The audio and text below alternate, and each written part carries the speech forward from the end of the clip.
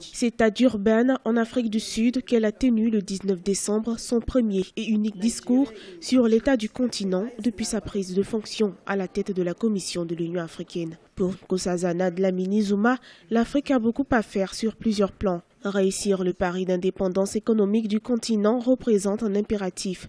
Pour la présidente de la Commission de l'Union africaine, la solidarité intra-africaine doit être renforcée.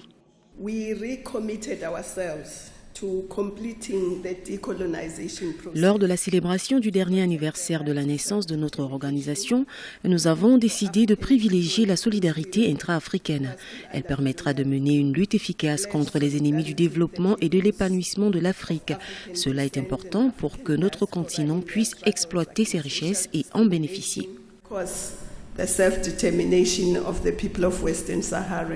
Sur le continent, la présidente de la Commission de l'Union africaine note un autre défi majeur, l'éducation. Ce passeport vers le développement véritable n'est pas encore acquis.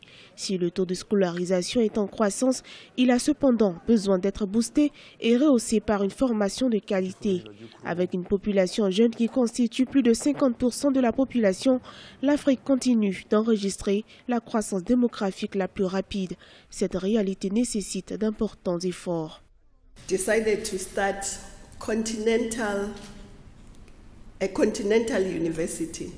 Nous envisageons la mise en place d'une université continentale d'excellence et d'élite qui accueillera et formera les jeunes Africains.